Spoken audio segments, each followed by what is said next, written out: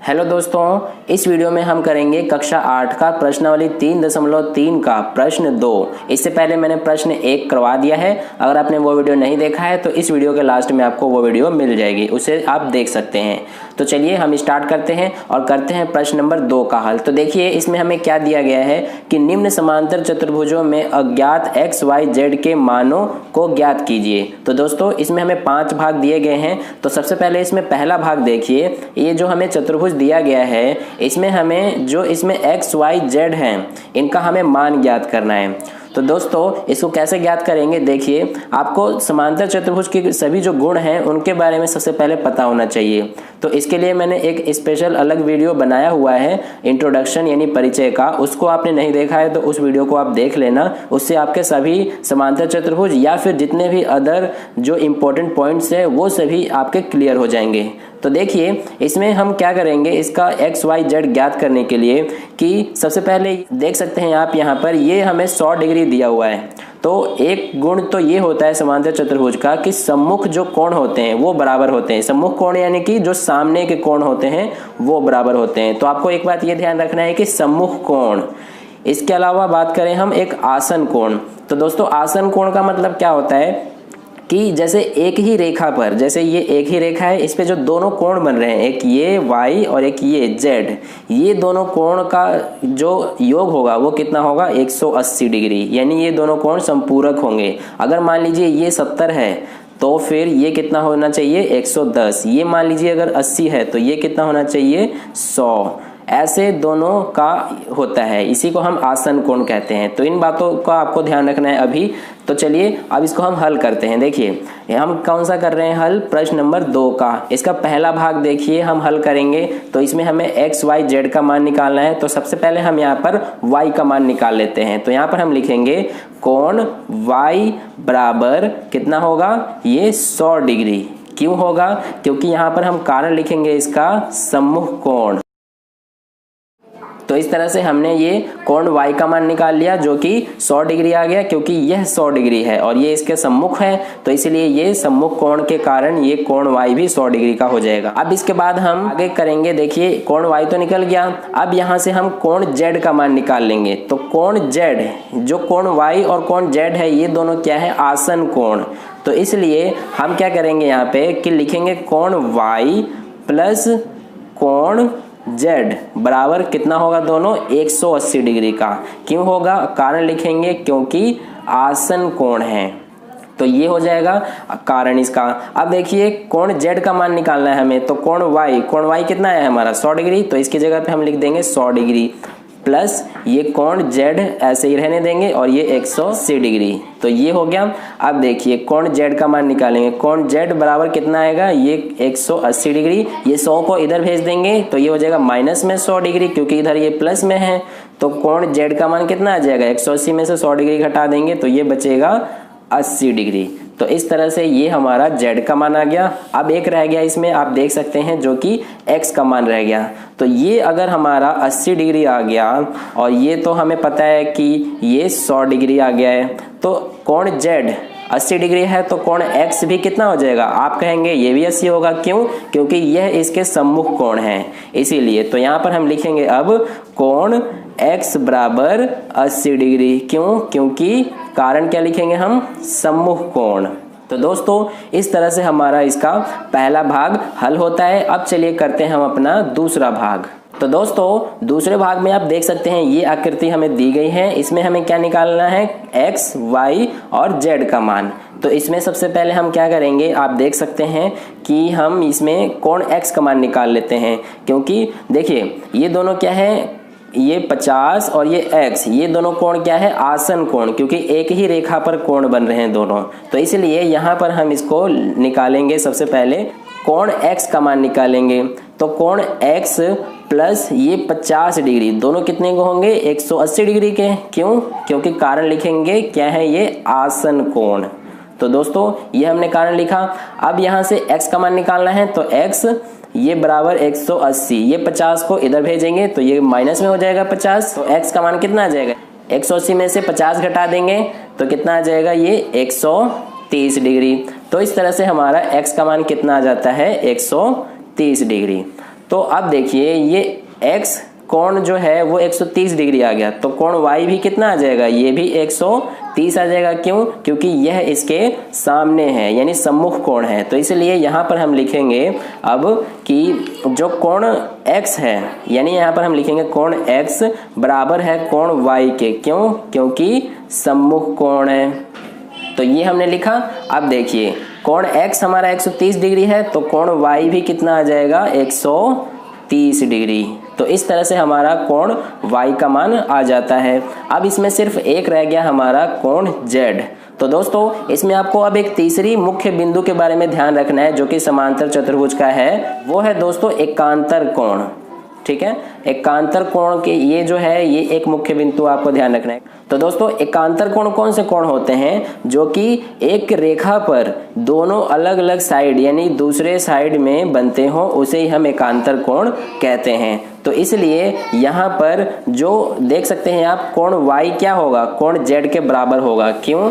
यहाँ पर हम लिखेंगे कोण y होगा बराबर के कोण z, क्योंकि ये क्या है, दोनों एकांतर कोण हैं। तो ये हमने लिख दिया। अब देखिए यहाँ से कोण z का मान निकालेंगे। कोण z बराबर कितना आ जाएगा, तो आप कहेंगे कि 130 डिग्री, क्योंकि हमारा कोण y भी 130 डिग्री आया था। तो इस तरह से हमारे दोनों भागों के हल हुए। अब देखिए इसका तीसरा भाग। तो दोस्तों जैसा कि तीसरी आकृति में आप देख सकते हैं कि इसमें हमें x y और ये z इनका मान निकालना है।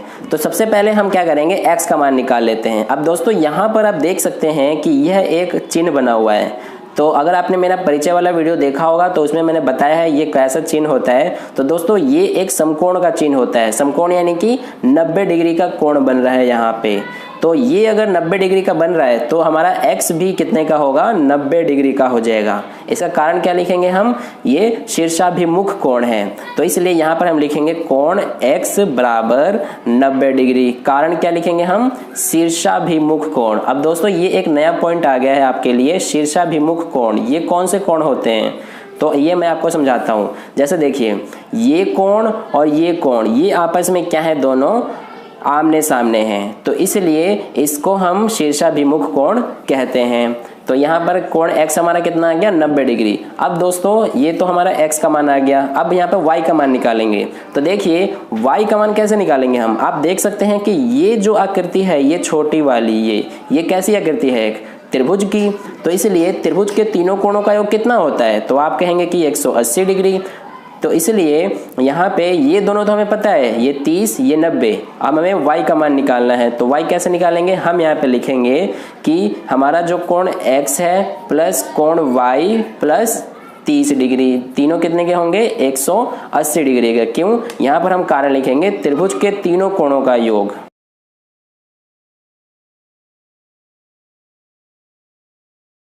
ये हमने लिख दिया। अब देखिए यहाँ से हमें कोण x का मान पता है, तो यहाँ से हम कोण x का मान लिखेंगे कितना है, 90 डिग्री। प्लस कोण y का मान नहीं पता तो ये हम ऐसे रहने देंगे, प्लस ये 30 बराबर 180। तो अब 90 और 30 जोड़ देंगे, कितना हो जाएगा, 120 प्लस कोण y बराबर ये 180। तो देखिए अब y का मान निकालेंगे तो कैसे निकलेगा, तो देखिए यहाँ से ये कोण y बराबर ये 180, 120 को इधर भेजेंगे, 120 माइनस में हो जाएगा क्योंकि इधर प्लस में है। तो कोण y बराबर कितना आ गया, 180 में से 120 घटाइए, कितना बचेगा, 60 डिग्री। तो इसलिए हमारा कोण y कितना आ जाता है, 60 डिग्री। तो ये तो आ गया y का मान, हमने x और y का मान निकाल लिया। अब कोण z निकालेंगे। तो दोस्तों कोण z कैसे निकालेंगे हम, आप देख सकते हैं इसमें कि जो ये कोण y है और ये कोण z है, ये दोनों कैसे हैं, आप कहेंगे ये दोनों एकांतर कोण हैं। तो इसलिए यहाँ पर हम लिखेंगे, क्या लिखेंगे कि जो हमारा कोण z है ये बराबर है कोण y के। क्यों? क्योंकि दोनों क्या हैं, एकांतर कोण हैं। तो इसलिए कोण z का मान कितना आ जाएगा, हमारा 60 डिग्री। क्यों? क्योंकि कोण y का मान भी 60 डिग्री है और ये दोनों क्या हैं, एकांतर कोण हैं। तो इसलिए इस तरह से हमारा तीसरा भाग हल हुआ। अब करते हैं इसका चौथा भाग। तो दोस्तों चौथे भाग में देख सकते हैं आप आकृति कैसी है। इस तरह की आकृति है हमारी, इसमें हमें x, y और z का मान निकालना है। तो सबसे पहले हम इसमें y का मान निकाल लेते हैं। तो y का मान कैसे निकलेगा, यहाँ पर देख सकते हैं आप, ये 80 डिग्री के सामने है, यानी कि ये इसके सम्मुख कोण है। तो इसलिए y का मान कितना आ जाएगा, 80 डिग्री। तो यहाँ से अब हम क्या करेंगे कि लिखेंगे कोण y बराबर 80 डिग्री। कारण लिखेंगे क्या, ये दोनों क्या है, सम्मुख कोण है, इसलिए।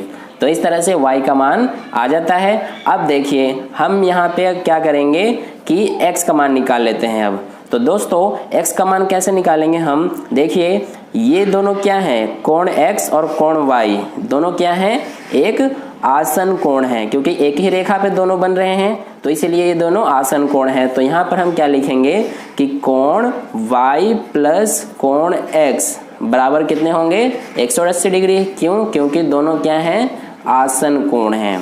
तो इसलिए अब देखिए यहाँ पे कोण y तो हमें पता है कितना है, 80 डिग्री। तो कोण y बराबर 80 डिग्री प्लस कोण x नहीं पता बराबर 180।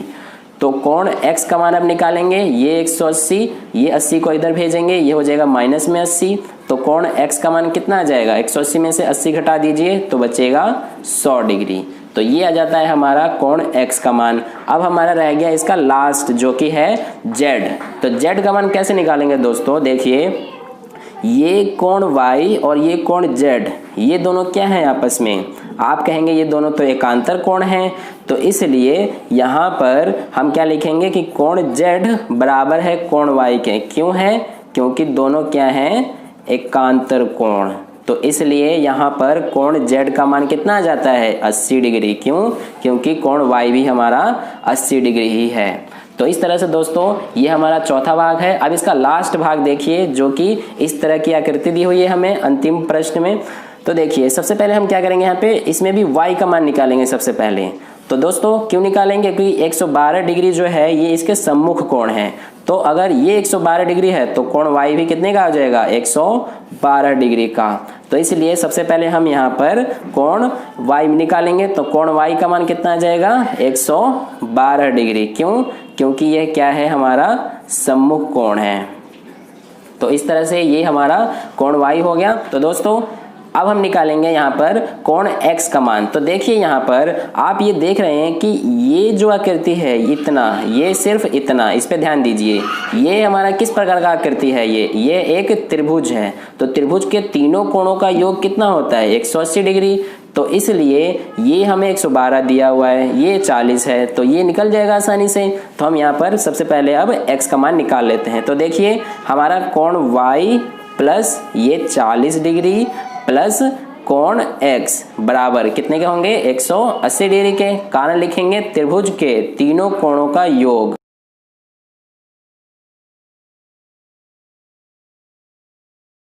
दोस्तों ये हमने लिख दिया है। अब देखिए आगे इसको हल करते हैं।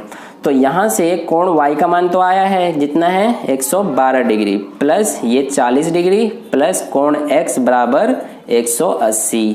तो 112 और 40 कितने हो जाएंगे, तो आप कहेंगे ये दोनों हो जाएंगे 152 डिग्री प्लस कोण x बराबर 180। तो कोण x का मान निकालने के लिए क्या करेंगे, ये 180 152 को इधर भेज देंगे, तो ये हो जाएगा माइनस में 152, क्योंकि इधर ये प्लस में है।